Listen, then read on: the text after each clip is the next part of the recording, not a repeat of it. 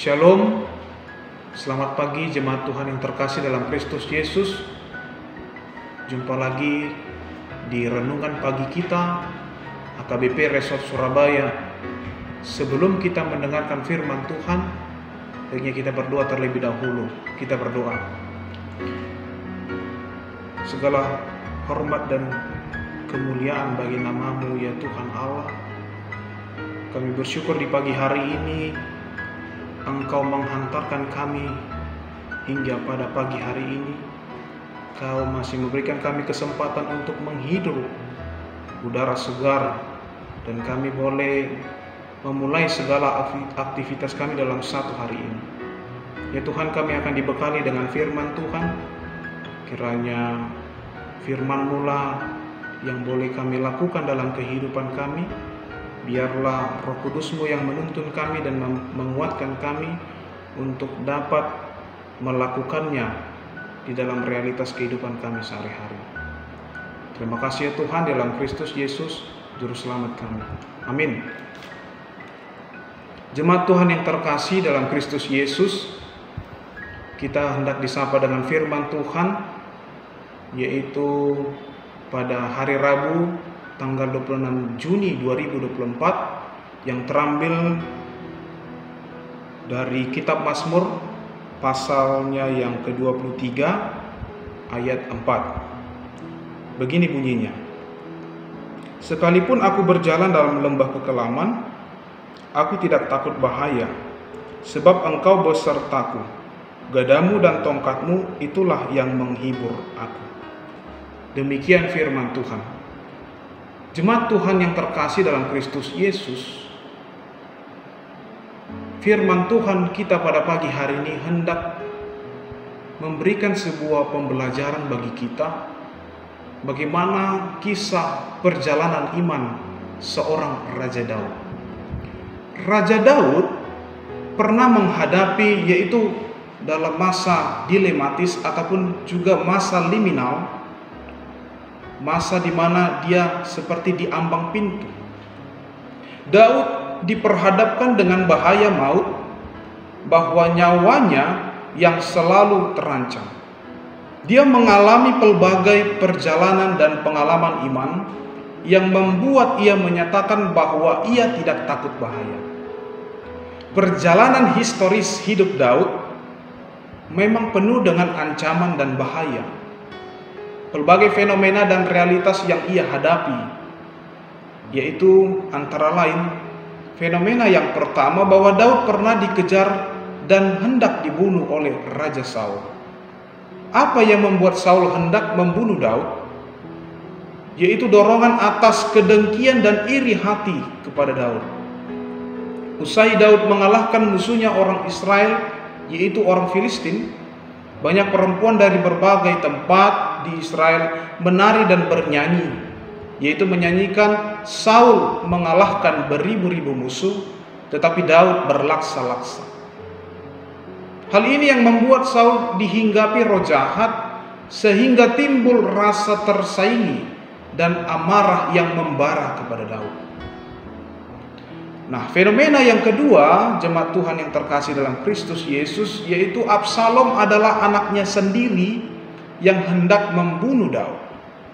Nah, ini adalah proses liminal ataupun proses dilematis, bahwa anaknya sendiri hendak mengambil kedudukannya sebagai raja dengan cara berperang. Kesulitan yang sangat besar bagi Daud jika ia diperhadapkan dengan musuh, yaitu darah dagingnya sendiri. Sehingga pada saat berperang, Daud memerintahkan Yoab dan tentaranya saja yang akan berhadapan dengan orang-orang suruhan Absalom. Pada akhirnya Absalom juga meninggal dunia karena dibunuh oleh Yoab. Jemaat Tuhan yang terkasih dalam Kristus Yesus, timbulnya statement iman dari Daud yang mengatakan bahwa Tuhan besertanya. Karena apa? Karena ia merasakan keberpihakan Allah atasnya. Daud merasakan pertolongan Tuhan yang begitu ajaib, yaitu melepaskan dirinya dari masa kelam itu sendiri. pengalaman yang tidak dapat dilupakannya bahwa Tuhan memperhatikan dan menyertai hidupnya. Tuhan menunjukkan kasih setianya kepada Daud lewat pembelaannya terhadap Daud. Tuhan memakai orang di sekitarnya sebagai media Tuhan dalam menolong Daud, seperti Yonatan, anak Saul, dan Yoab. Dari berbagai pengalaman peziarahan hidup Daud, ia menyatakan Tuhan adalah gembalaku. Jemaat Tuhan yang terkasih dalam Kristus Yesus, Daud menggambarkan Tuhan sebagai seorang gembala karena ia adalah seorang gembala. Ia menggambarkan bagaimana keterlibatan Tuhan berdasarkan apa yang dia pahami sebagai seorang gembala. Sejatinya Daud sebenarnya tidak sedang berdongeng, namun ia bermazmur sesuai dengan apa yang dia alami. Ia dapat menggambarkan bahwa gada dan tongkat itu sendiri yang menghibur ia. Sebagai seorang gembala, ia menggambarkan bahwa Tuhan sedang melindungi hidupnya sebagai seorang domba. Sahalak napi narmahani debata. Ia bersaksi bahwa lewat gada dan tongkat itu sendiri, Tuhan menuntun hidupnya sebagai seorang domba. Dan ia juga, ataupun Allah itu sendiri, melindungi Daud dari segala musuhnya. Nah, kalau gada maupun tongkat adalah ini media ataupun alat yang dipakai seorang gembala untuk mengiringi dan melindungi domba dari binatang buas. Nah, hal inilah yang membuat hati Daud menjadi terhibur. Karena ada garansi dari seorang gembala untuk melindungi dirinya dari segala musuh, melindungi dirinya segala ancaman yang akan dia hadapi. Jemaat Tuhan yang terkasih dalam Kristus Yesus, ada beberapa ciri seorang gembala yang baik. Yang pertama yaitu gembala yang baik adalah seorang yang rela mengorbankan dirinya ataupun memiliki jiwa patriot. Artinya mampu mengedepankan kepentingan umum daripada kepentingan pribadi. Nah, yang kedua, gembala yang baik bukan gembala upahan. Gembala itu melakukan pekerjaannya dan menjadi skala prioritasnya adalah orang yang digembalakan, bukan upah. Yang ketiga, gembala yang baik juga adalah gembala yang mengenal yang digembalakannya. Apapun yang dibutuhkan oleh dombanya, apapun permasalahan yang dihadapi oleh dombanya, dia menjadi garda terdepan. Yang keempat yaitu gembala yang baik adalah gembala yang berada di depan untuk menghalau segala pencuri dan pemangsa yang hendak mencelakakan domba-dombanya. Jemaat Tuhan yang terkasih dalam Kristus Yesus, segala ciri yang ada tadi itu berpusat pada diri Yesus, Sang Penyelamat itu sendiri di dalam kehidupan kita. Maka selalulah mendekatkan diri kepada Sang Gembala itu, yaitu Yesus Kristus, supaya ialah yang mengatur dan mendesain hidup kita sedemikian rupa sesuai dengan kehendaknya. Nah, jemaat Tuhan yang terkasih dalam Kristus Yesus, apa sebenarnya yang hendak disampaikan kepada kita dalam konteks hidup keberimanan kita? Yang pertama yaitu kekelaman yang kita hadapi pada masa kini, sejatinya kita hanya sedang melewatinya saja. Ibaratnya kita sedang melewati jembatan yang tidak tahu seberapa panjangnya, namun yang menjadi kepastian kita akan sampai di tujuan dan jembatan itu akan terlewati.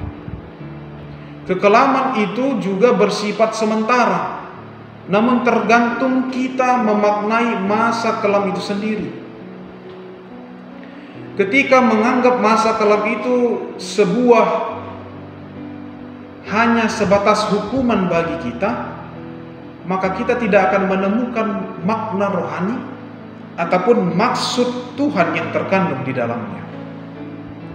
Maka percayalah, segala sesuatu yang terjadi di dalam kehidupan kita adalah di bawah otoritasnya. Ia akan menggembalakan domba-dombanya sebagaimana ia menyatakan kasih agapenya di dalam diri Yesus Kristus.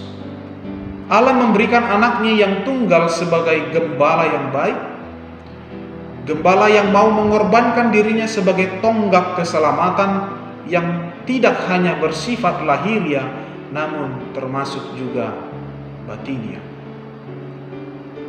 Jemaat Tuhan yang terkasih, yang kedua yaitu mari kita memaknai bahwa Tuhan itu tidak hanya sekedar sebagai provider atau penyedia apa yang kita butuhkan,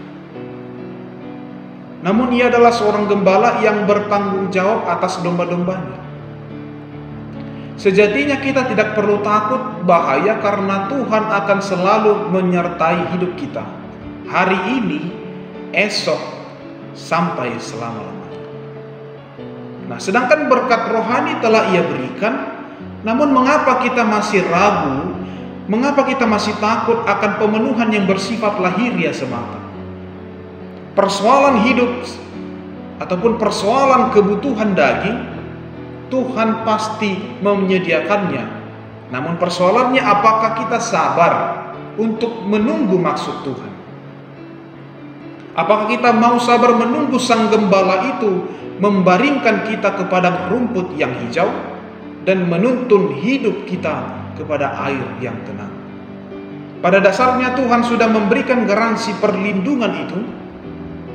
Pada dasarnya juga Tuhan sudah menyediakan apa yang perlu di dalam hidup kita. Sebenarnya dan seyogianya tidak ada lagi kata ragu dan takut sebagai orang yang percaya. Nah, yang ketiga, jemaat Tuhan yang terkasih dalam Kristus Yesus, Tuhan memiliki tangan yang cukup panjang untuk mengambil kita dari kekelaman itu sendiri. Saya teringat dengan lagunya Chrisye, tidak selamanya mendung itu kelabu. Mendung itu akan diterpa oleh angin dan terang itu muncul kembali. Nah, tantangan dan rintangan yang kita hadapi, biarlah itu sebagai bentuk pendewasaan iman bagi kita masing-masing. Nah, yang terakhir yang mau disampaikan dari firman Tuhan kita pada pagi hari ini, yaitu jika Tuhan kita nyatakan sebagai gembala yang baik, maka kita harus menghargai proses itu sendiri. Artinya proses dalam menjalani hidup ini, baik itu persoalan rumah tangga, ekonomi, ancaman dunia ini, yang membuat kita kadang kalut dan takut. Ingatlah dalam Filipi 4 ayat 13, segala perkara dapat kutanggung di dalam Dia yang memberi kekuatan kepadamu. Jadi asal dari kekuatan itu hanya daripada Tuhan, dan Dia akan meneguhkan iman kepercayaan kita dalam hal melewati segala tantangan dan rintangan yang kita hadapi. Ingatlah juga, jadikan Tuhan sebagai gembalamu yang baik. Biarlah engkau senantiasa memberikan tempat bagi Tuhan di depanmu untuk menuntun kehidupanmu. Immanuel, Tuhan beserta kita. Dongattama debata. Amin. Mari kita berdoa. Allah Bapa yang Maha Kasih, kami sudah mendengarkan sebahagian dari firman-Mu di pagi hari ini. Biarlah firman-Mu itu bisa menjadi landasan dalam menjalani hidup kami. Firman-Mu pada pagi hari ini ya Tuhan, hendak mengingatkan kami supaya kami menjadikan Tuhan sebagai gembala kami, menggantungkan sepenuhnya hidup kami hanya kepadamu, berserah hanya kepadamu. Apapun rintangan dan tantangan yang kami hadapi, itu dapat kami tanggung, asal kami ingat bahwa kami harus bersama-sama dengan Tuhan. Dan juga jemaat-Mu yaitu HKBP Resort Surabaya, dimanapun mereka berada. Kiranya Kau Tuhan yang memberkati, dan pagi hari ini akan menjalani hidup dan akan memulai aktivitas. Kiranya Kau Tuhan menyertai hidup mereka dimanapun mereka berada, dan kiranya Kau Tuhan yang melindungi mereka apapun pekerjaan yang mereka kerjakan. Kami yakin dan percaya Tuhan sudah memberikan dan mencukupkan kehidupan mereka. Terima kasih ya Tuhan. Kami berdoa di dalam Kristus Yesus. Kami sudah berdoa dan mengucap syukur. Amin. Shalom, selamat pagi, selamat beraktivitas. Tuhan Yesus memberkati. Horas.